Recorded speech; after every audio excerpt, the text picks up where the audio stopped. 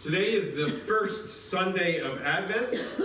The Advent season is a 4-week period where we as believers and followers of Christ prepare for his birth at Christmas, and we also prepare and focus our thoughts on his promised return. Christ is coming again, and his preparation for us. It's time to remember that he is coming again, and it's time for us to prepare for him. Each Sunday of this season, we will be spotlighting different themes. Obviously, it's hope this week.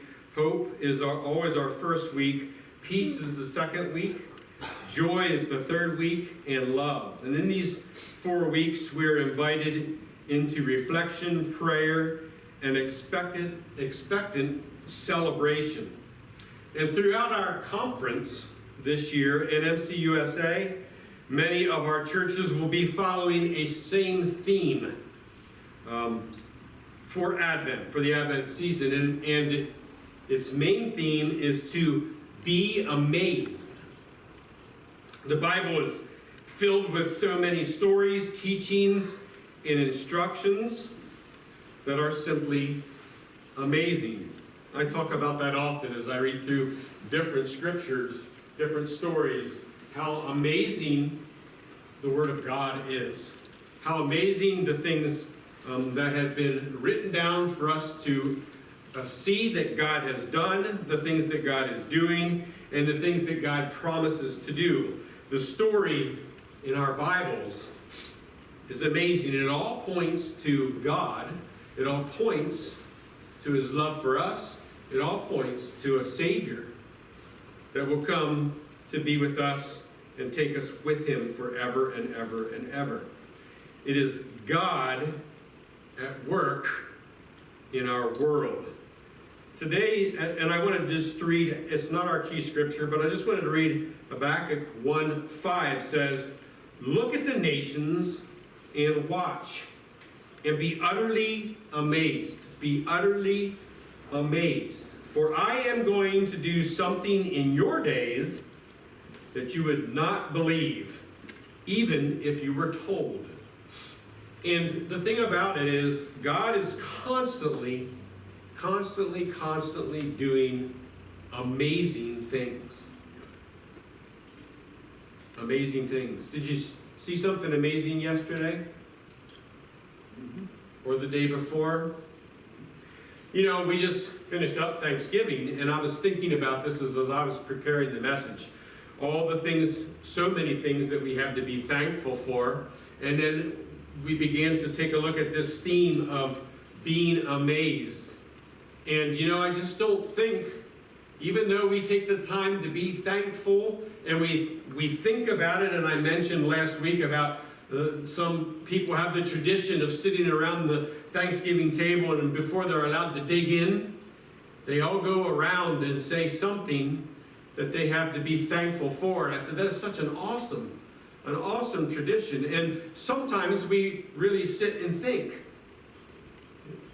I have this to be thankful for. I have this to be thankful for. I have this to be thankful for. And I just wondered if we switched that around now and said, there is so much that I have to be amazed about. There is so much that God is doing that is amazing. And I know, kind of gets lost in the times, doesn't it? Because we hear about fighting over here and fighting over there. We hear about things going on over in this place and things going over in that place. And this person got killed and this car accident over here. And maybe it becomes a little more difficult when we have our shades on to see all the amazing things that God is doing. But the same God who was at work in the scriptures is still at work today doing amazing things. Amazing things. And if we never stop being amazed by our Father in heaven and his work in our lives, we will always be filled with hope, peace, joy, and love. As we prepare for Christmas and for Christ's return, or when he comes home, we should constantly be amazed. And as I said, today's focus is on hope. Now, as I've said over and over, it's important that we remember Christian hope is not like the hope of the world. You know, the hope of the world, the world hopes for, well, I hope I win the lottery. I mean, I think the last one was up to like $1 billion or something crazy or whatever. I hope I win the lottery. I hope this happens. I hope I get what I want for Christmas. I hope. The hopes of the world are different from Christian hope. The world hopes for things to happen without any sort of confidence that it will. I call it a wishy-washy hope. Well, it sure would be nice if this would take place. Biblical hope is a confident expectation of future things to come, not a mere wish. Let me read that one more time. Biblical hope is a confident expectation of future things to come, not a mere wish. It is knowing it will be because of faith in God's character and promise.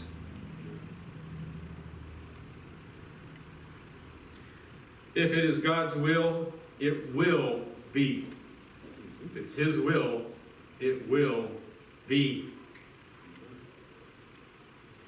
Our amazing story today comes from the great book of Daniel. I didn't write it. Oh. Daniel. Oh, it's not you. Different thing. The great book of Daniel. Chapter 3. I'm not going to read the whole story. I encourage you to read it for yourself. Many of you have heard the story before. It's one of my favorite stories. It's about King Nebuchadnezzar II. He was the longest reigning king of the Babylonian dynasty.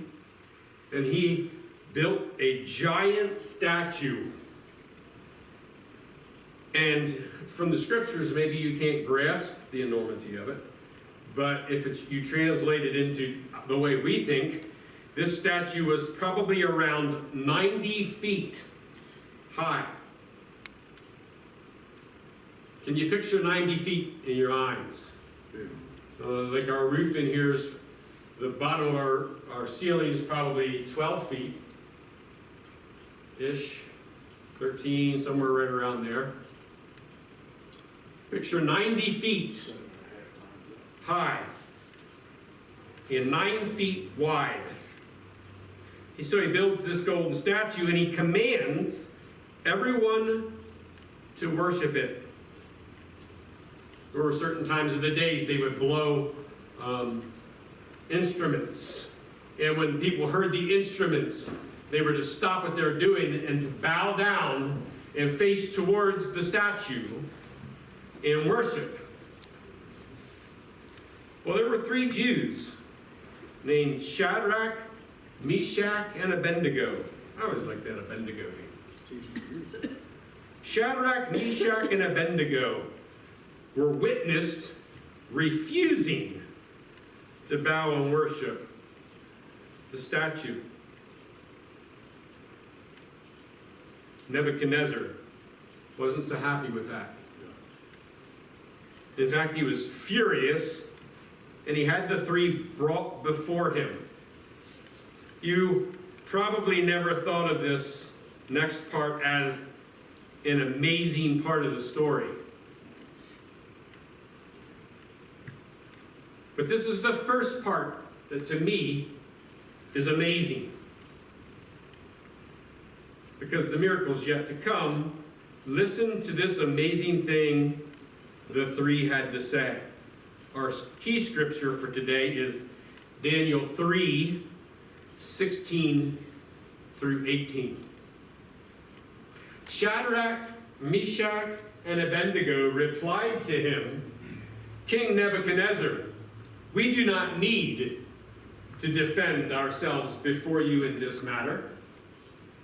If we are thrown into the blazing furnace, the God we serve is able to deliver us from it. And he will deliver us from it, your majesty's hand. But even if he does not, we want you to know, your majesty, that we will not serve your gods, little g's, your gods, or worship the image of gold you have set up. Have you ever thought about that as amazing? Declaration of hope. I do want to continue with the story, but I really want you to grasp the amazingness of what these three did. Most of us never have and never will be in a situation like these three found themselves in. There are people in different countries that do find themselves in a similar situation where they are not allowed to worship the gods that they choose. They are not allowed to, especially Christianity, they're not allowed to even have Bibles or whatever, and if they're found out, it's a bad day. You know what I mean? Most of us will never be in a situation like this. This man, King Nebuchadnezzar, he literally held the fate of these guys in his hands.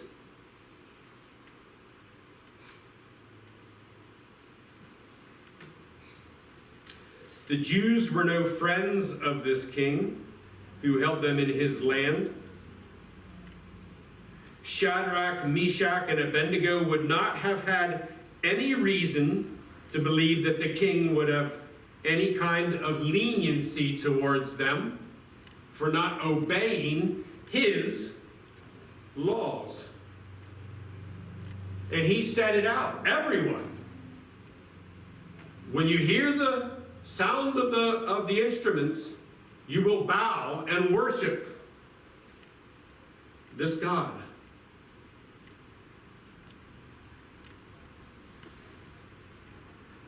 They knew what the consequences of disobedience was.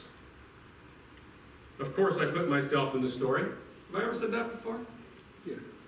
Of course, I put myself in the story. And I'm thinking, we're kind of there. We said no to the whole bowing thing to the wrong God. And I'm saying to myself, hey, Shad, Mesh, Abed, it's hot in that furnace. Maybe we should reconsider what we're doing here. Maybe we should think this over a bit. Of course, I'm making light of this here.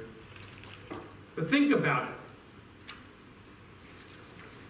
Think about how amazing this is. Let's say someone walks in the back door right now with a bomb strapped to them and says, all we need to do is renounce God and he'll just walk out. Walks in the back door, strapping. I'm going to set this off. All you got to do is renounce God. And I'll leave.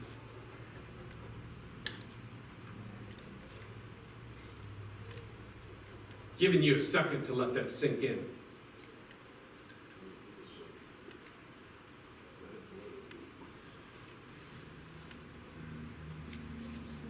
If we are thrown into the blazing furnace, the God we serve is able to deliver us from it. And he will deliver us from your majesty's hand. Shadrach, Meshach, and Abednego declared, "Our God is powerful. Our God is sovereign. Our God has the ability to do what he wishes. Our God is the only true God, and that's who we will worship." There was nothing wishy-washy about their statement or about their hope.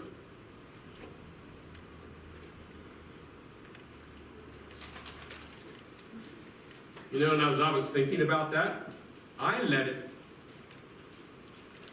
pondered the guy with the bomb. Today it's usually guns, isn't it? They go into churches for some reason with guns now. And can you imagine being in that situation where this individual literally holds your life in his hands, and you got the choice: God or this?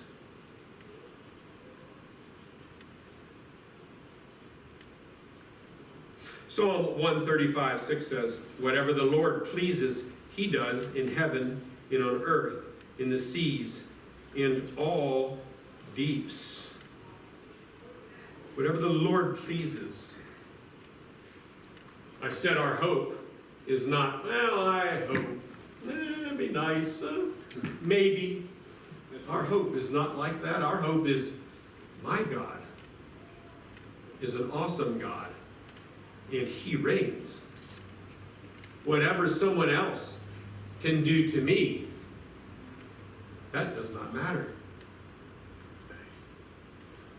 Because if my God wills for it to be this way or to be that way, that's the way it will be. Whatever the Lord pleases, he does, in heaven and on earth. Whichever way it's okay.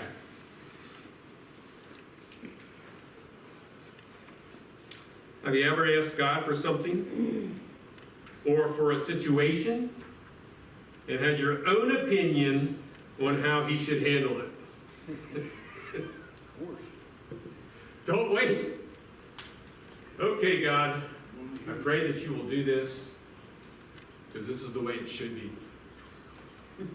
Right? We have our ways that we think are right. And Scripture tells us that our ways are not his ways. Obviously, correct? He definitely does not do things as we advise. We probably all have been disappointed in an outcome of something we really believed God would work out a different way.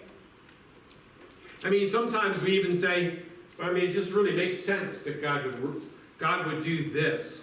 It just really makes sense. And then it just doesn't go that way, and we're like, it's just really disappointing. I've often wondered why God has allowed things to go the way that they do. And I don't think it is wrong or bad to have questions. I don't think it's wrong or bad to wonder, well, why, God? I think it's actually quite fine for us to say, I don't understand, God. I think he's okay with that.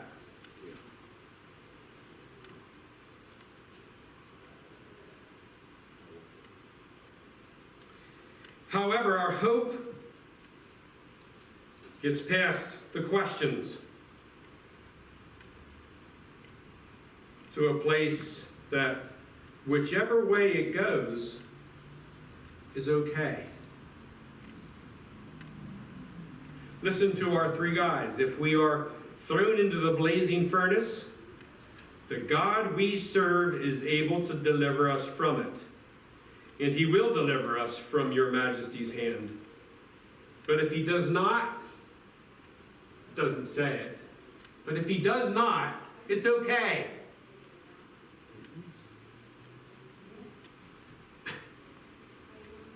I mean, you see that as amazing? Because I want to go back to that whole thing. He holds their life in his hands. So, essentially they're saying, well, if you kill us, it's okay. We're going to serve and follow our God. If he gets us out, or if he doesn't, it's okay.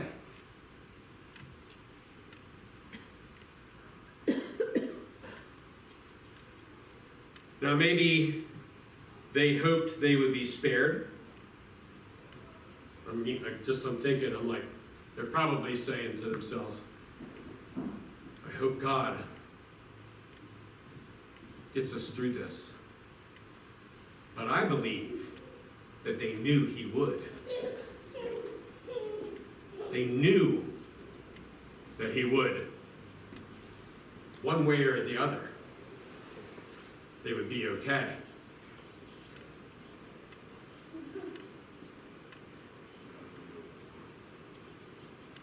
I can't help but think about how Jesus taught us to pray in Matthew 6, 9 through 10, which says, "This then is how you should pray.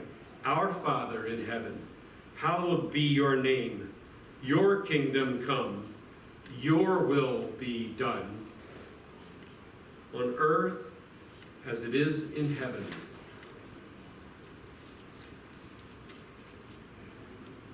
It sounds good to say that prayer, but how often are we more concerned about our will being done? You're hallowed, God, but my will be done.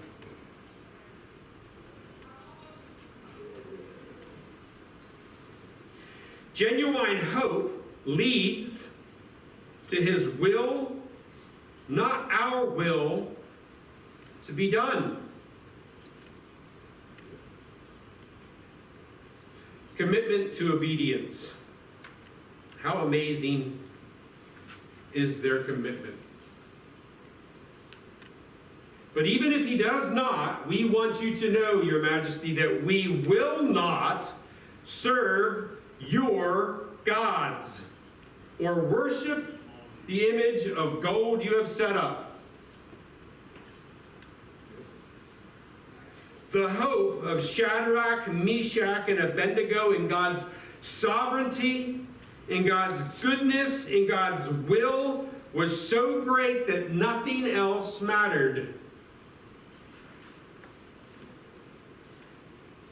No matter what the outcome would be, they were committed to worship the one and only true God. Committed. We're not fond of that word, are we? That whole commitment.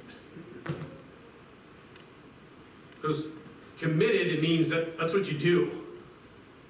If you're committed to it, that's what you do. Now I know people break commitments all the time, don't they?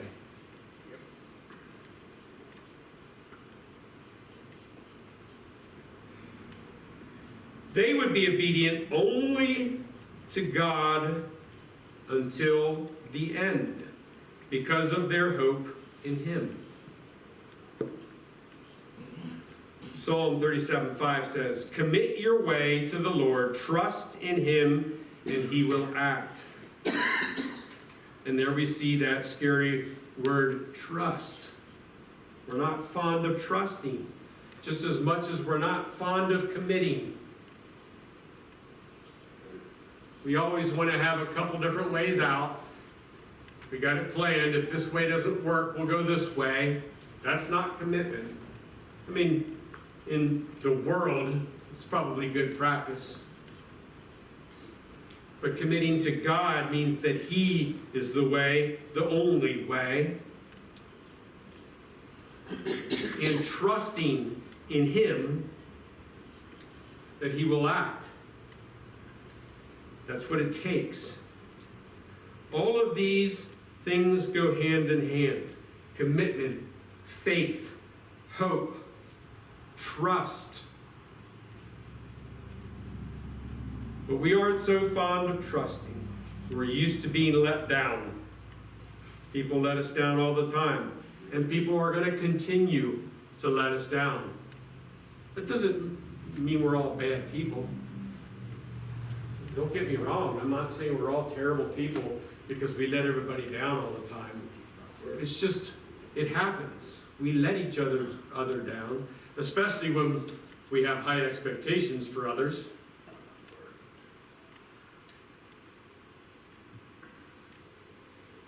Being let down is natural in the world. But God says He will never let us down. And that should be one of our biggest hopes. That God will never, ever let us down. Does that mean everything's going to go perfect? No. Absolutely not. At least not to our standards of perfection. Not by our game plan. Deuteronomy 31:8 says, "It is the Lord who goes before you. He will be with you. He will not leave you and forsake you. Do not fear or be dismayed." Hope in God is commitment to Him no matter what.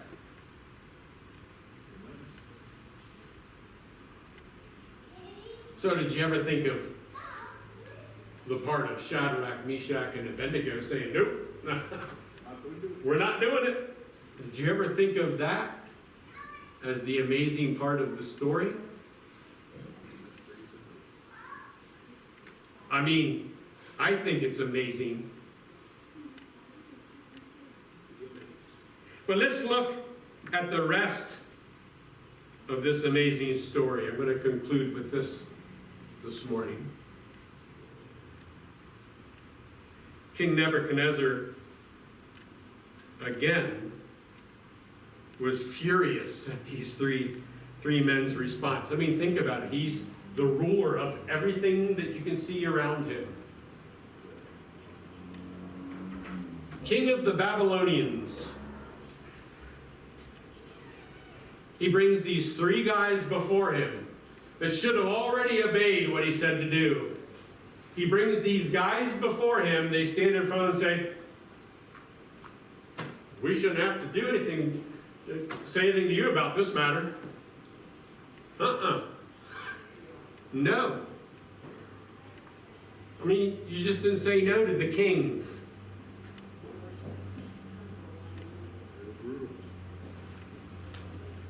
He ordered the furnace heated 7 times hotter than usual.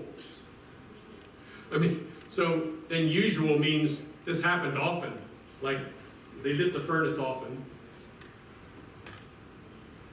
You know, to put people in that disobeyed. He ordered the furnace to be heated 7 times hotter than usual. Commanded some of the strongest soldiers in his army to tie up Shadrach, Meshach, and Abednego to make sure they couldn't get out. Make sure that they had no ways of breaking free, no ways to escape. They're tied up, they're bound, and they were to be thrown into the blazing furnace. The furnace was so hot, it killed the soldiers who took Shadrach, Meshach, and Abednego to be burned.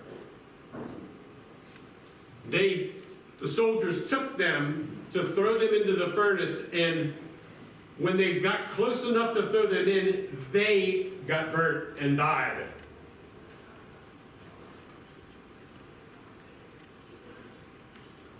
3 weren't even thrown in, they fell in, according to the scriptures, because they were tied so tight. King Nebuchadnezzar looked into the flames, and in verse 25 he said, "Look, I see 4 men walking around in the fire, unbound and unharmed, and the 4th looks like a son of the gods." This is the part we always see as amazing, right? And it is amazing. He called them to come out of the furnace. They did, and they didn't even smell like smoke. Nothing was harmed on them. Nothing was burnt. Nothing was singed. Amazing.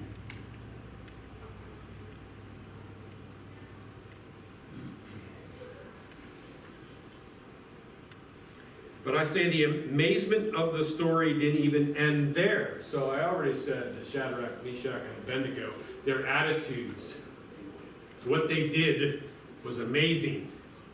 They were strolling around in a furnace, heated up 7 times more than normal, and they came out with God in the middle of them. Amazing. And there's still something else amazing that maybe you didn't see before. Nebuchadnezzar praised the God of Shadrach, Meshach, and Abednego, and decreed that the people of any nation or language who say anything against the God of Shadrach, Meshach, and Abednego be cut into pieces, and their houses be turned into piles of rubble.